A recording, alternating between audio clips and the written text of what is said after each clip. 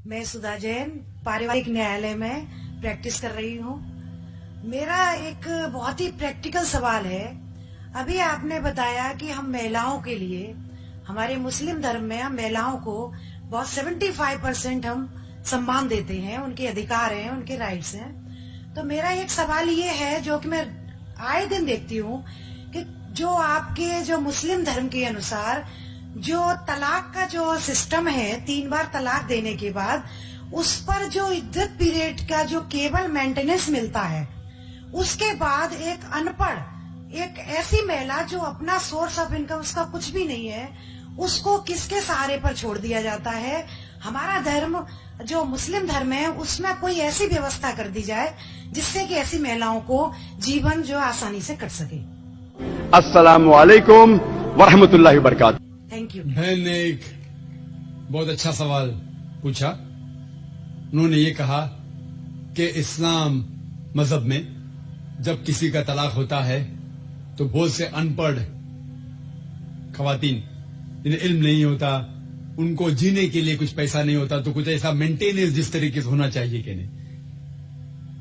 जो इसके मेन वजह है जो आज के माशरे में ये हो रहा है वो है कि इस्लाम का कम इल्म होने की वजह से ये चीज हो रही है।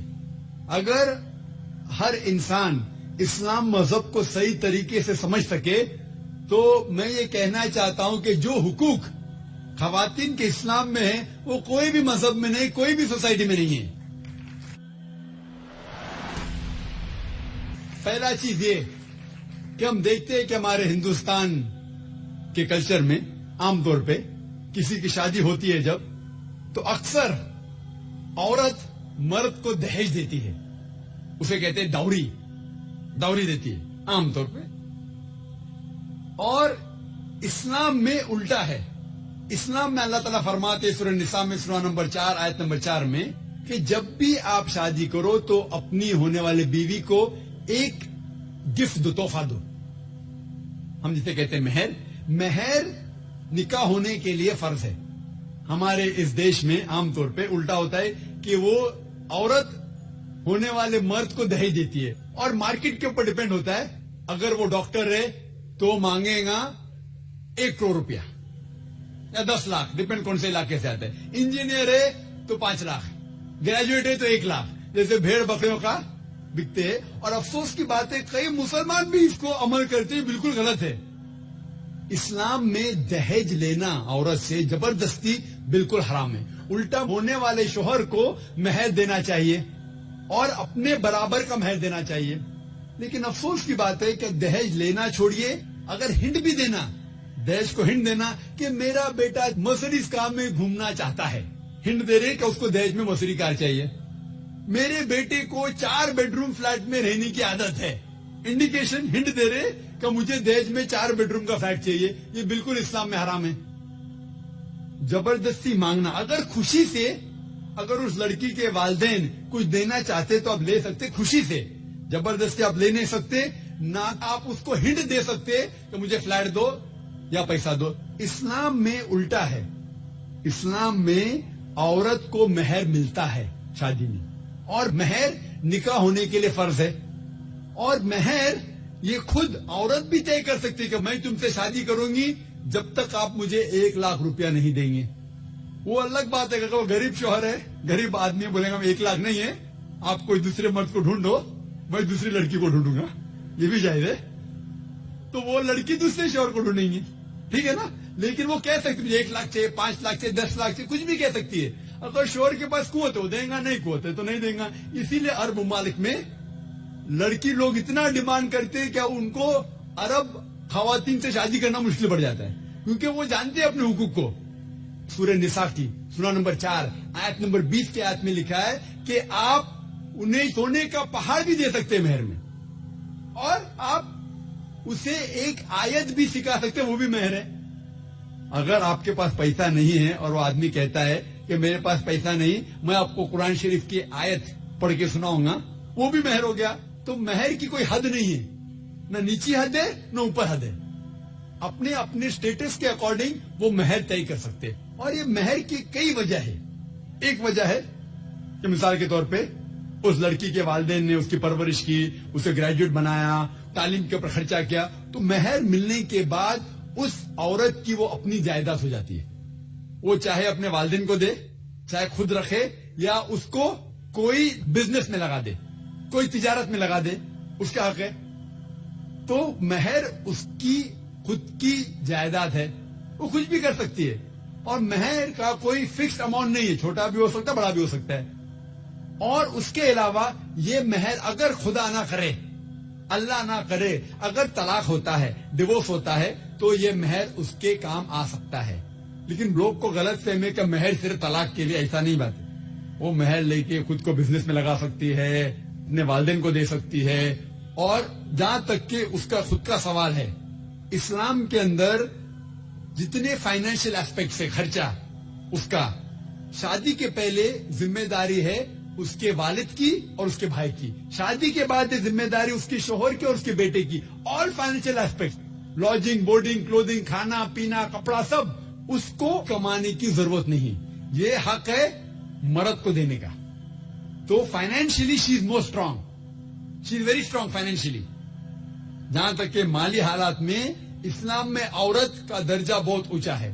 جہاں تک کہ بہن نے سوال پوچھا کہ طلاق ہونے کے ٹائم پہ اسے مینٹیننس کیوں نہیں ملتا, بہت اہم سوال ہے. پہلے ہم یہ جان لے کہ جب اللہ سبحانہ و تعالی خواتین کو اتنے حقوق دیے, حقوق دینے کے باوجود اللہ سبحانہ و تعالی عدل کرتے ہیں, جسٹ ہے. کیونکہ جب بھی طلاق ہوتا ہے گھاٹے میں جاتا ہے مرد اسلام میں زیادہ. کیونکہ جب طلاق ہوتا ہے اسے اگر وہ مہر نہیں دیا ہوگا دینا فرض ہو جاتا ہے. بھلے وہ مہر 50,000 ہو, 1 لاکھ ہو, 5 لاکھ ہو, 10 لاکھ ہو, وہ اسے طے کرنا چاہیے. جب مہر دیتا ہے تو عورت کا نقصان کچھ نہیں ہوتا. اور طلاق ہونے کے بعد آدمی بھی شادی کر سکتا ہے, عورت بھی شادی کر سکتی. جب طلاق ہو جاتا ہے اسے مہر تو مل جاتا ہے, جب نئی شادی کرتی ہے نیا مہر ملتا ہے. آپ سوچئے, آدمی جب نیا شادی کرتا ہے اس کو نیا مہر دینے پڑتا ہے, تو آدمی نقصان میں ہے. اگر آپ یہ کہیں گے کہ طلاق ہونے کے بعد آدمی مینٹیننس بھی عورت کو دے, تو ہم کہیں گے یہ اللہ سبحانہ و تعالی حق کے نہیں ہے, نعوذ باللہ. ایسا کر نہیں سکتے, نہیں تو مجھے لیکچر دینے پڑیں گا آدمی کے حقوق اسلام میں.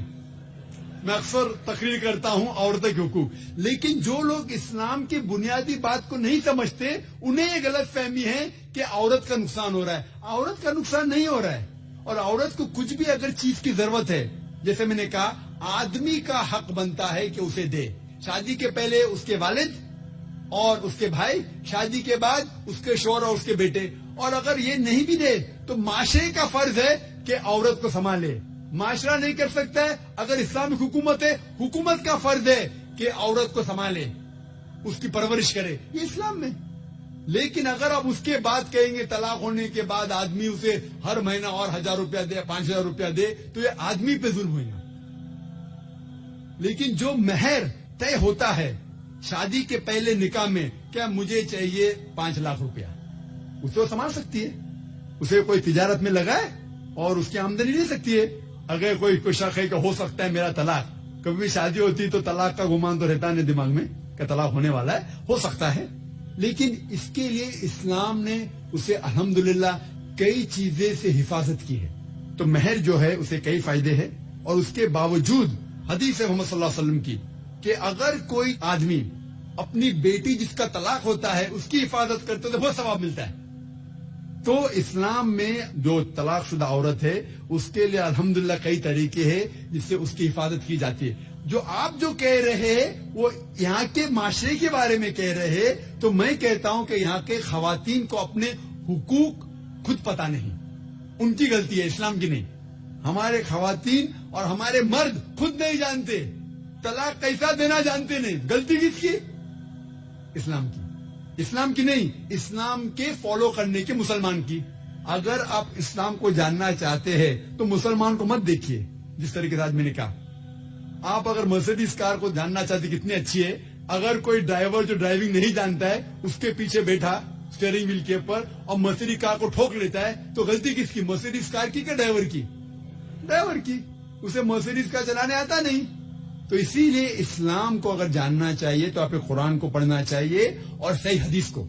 یہ افسوس کی بات ہے کہ کئی مسلمان خود نہیں جانتے قرآن و حدیث میں کیا لکھا ہے, کس طریقے سے طلاق دینا چاہیے, کس طریقے سے برتاؤ کرنا چاہیے اپنی بیوی کے ساتھ. اسی لیے میں تقریر کر رہا ہوں, تو لوگوں کو قرآن اور حدیث کے قریب لے کے آؤں. Hope the answers the question.